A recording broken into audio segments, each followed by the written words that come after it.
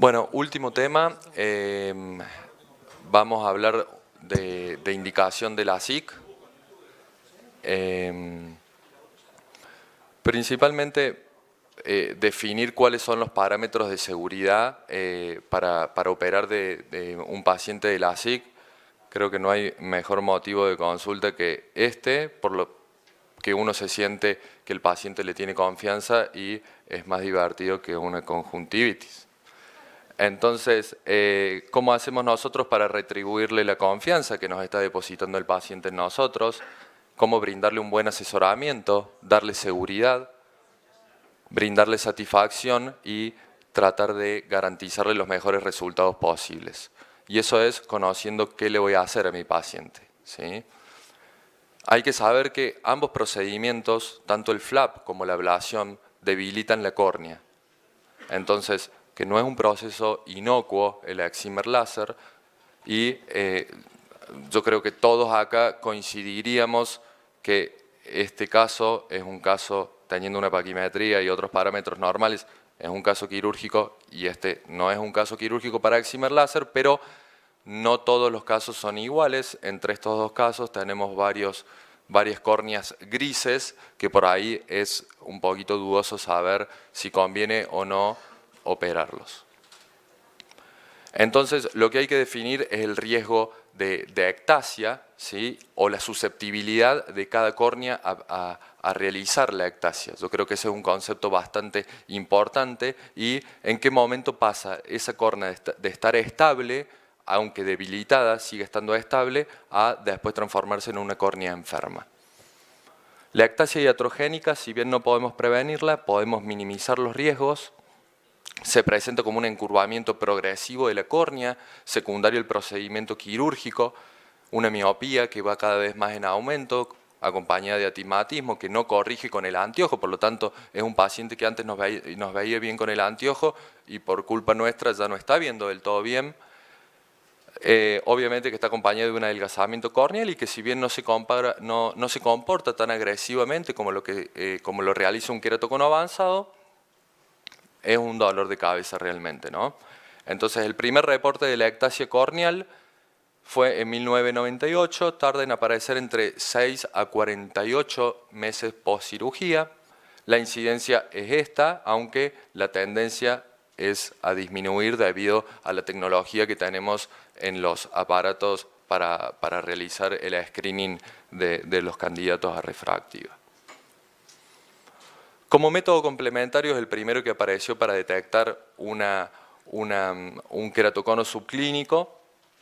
Es la topografía. La topografía básicamente consta en un disco de Placio más una cámara de video que capta las reflexiones que nos produce la córnea secundarias al disco de Placio y a través de un ordenador le da diferentes colores y nos dibuja una topografía. Realiza el análisis de la curvatura de la córnea. Y estos son los artefactos que nos pueden producir una topografía anormal. Las pestañas, una mala película lagrimal, una apertura palpebral insuficiente, una mala posición de la cabeza y la impronta del lente de contacto en la córnea que se llama Warpage. Como conceptos básicos de una topografía tenemos que conocer los intervalos, las escalas y los patrones normales. Esto, aunque no parezca, son una topografía del mismo paciente. Obviamente esta topografía ridiculizada llevándola a unos intervalos de 5 o 6 dioptrías que cambian de color y esta a un intervalo más normal de 0,5, pero bueno, asegurarnos de tener bien seteados nuestros topógrafos en unos intervalos de 0,4, 0,5, 0,6. Mientras más pequeño sea el intervalo, más ruido va a hacer la topografía y más minuciosos van a ser los cambios. La escala puede ser una escala absoluta en la cual el topógrafo ya tiene preestablecido los colores que le da a cada queratometría, como es este caso, y la normalizada que el topógrafo setea la queratometría mayor y menor de la córnea del paciente que está analizando, le da colores cálidos a la mayor y colores más fríos a la queratometría menor.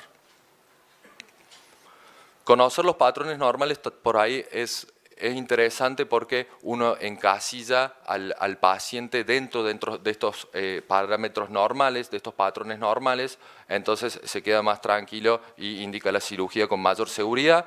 Este es un patrón de una córnea esférica.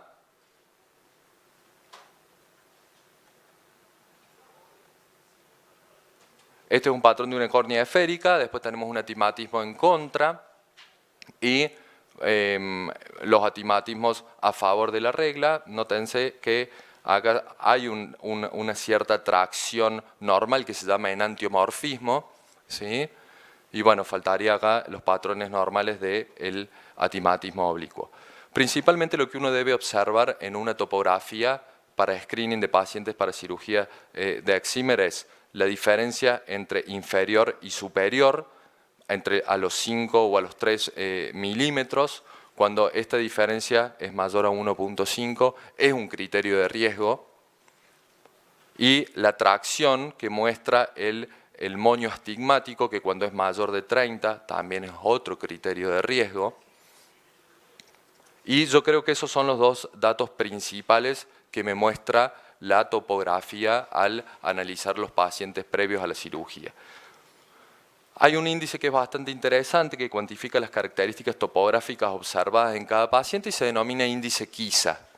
El índice Kisa es el producto de 4 valores, que es la queratometría central, el valor índice superior e inferior, que es una expresión de la simetría dióptrica de la que explicamos recién, el astigmatismo, la diferencia entre K1 y K2, y la tracción que tiene el moño astigmático. Todo eso multiplicado por 100, dividido por 300 para tratar de reducirlo un poquito al número, nos da que si el índice Kisa está entre 0 y 60% es normal, más de 60% a 100% sospechoso y mayor de 100% nos indica que puede llegar a tener un queratocono subclínico. Bueno, las limitaciones de la topografía analiza solamente la córnea central y paracentral al basarse en un método de reflexión. Entonces no te analiza ni la superficie corneal posterior, ni realiza mapas paquimétricos que describen la distribución paquimétrica que tiene la córnea. Cosa que sí lo hace el Pentacam. El Pentacam, a diferencia de analizar la córnea por curvatura, la analiza por elevación y se denomina topografía corneal porque puede reconstruir imágenes tridimensionales utilizando cortes ópticos.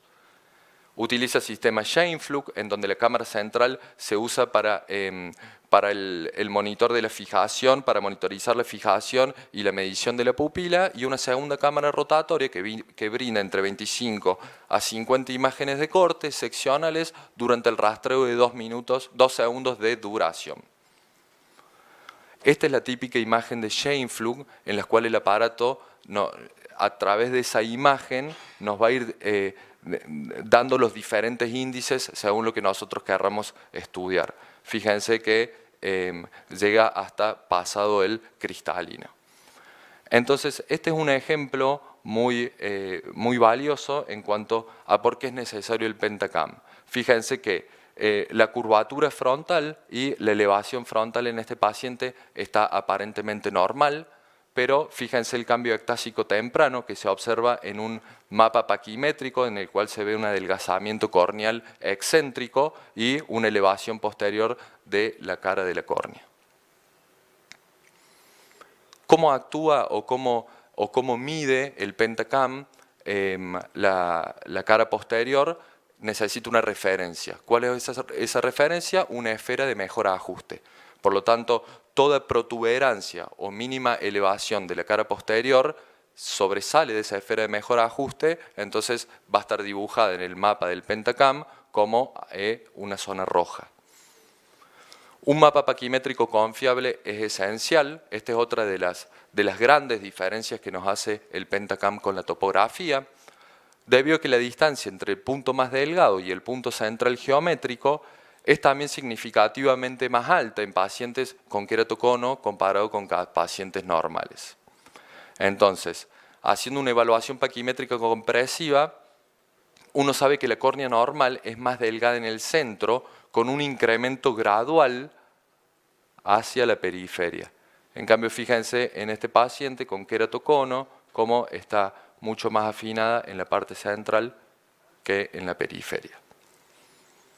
Por lo tanto, aparecen diferentes análisis basados en lo que son los perfiles de grosor o perfiles espaciales del grosor corneal. Esto me pareció muy interesante en lo que es el Pentacam, en los cuales en el círculo central es donde se redondea la paquimetría mínima, ahí se ubica la paquimetría mínima, y los diferentes círculos concéntricos van midiendo en diferentes puntos la paquimetría de ese círculo, sacan un promedio y después lo van a ubicar en un sistema de coordenadas de X y Y van a trazar una línea.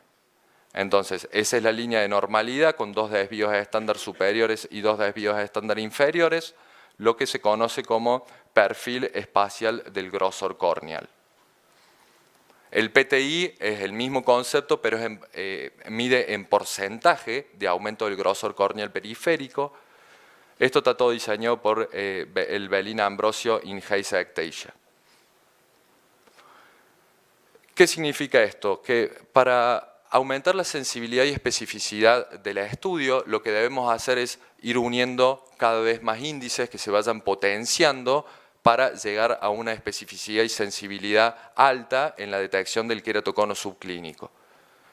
Entonces, acá aparece el índice D, es el índice creado también por Ambrosio, en los cuales es una combinación multimétrica de queratometría, elevación posterior, paquimetría y progresión paquimétrica.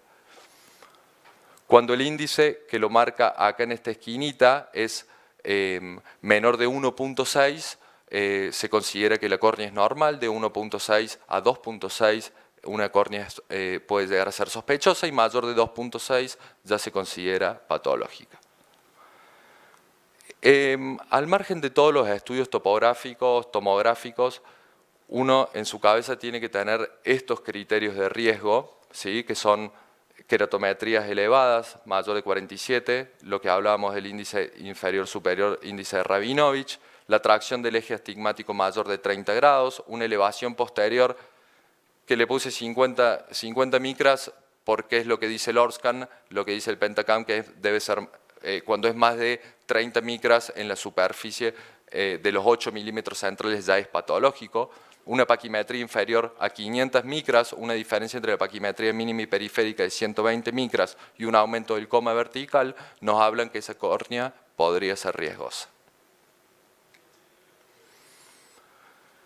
Pero no solamente operando un queratocono subclínico vamos a producir una ectasia, sino también lo podemos producir en una córnea normal. ¿Y cómo hacemos eso? Adelgazándola demasiado. Por lo tanto, lo que debemos controlar es el RCT, que es el Residual Stromal Tissue.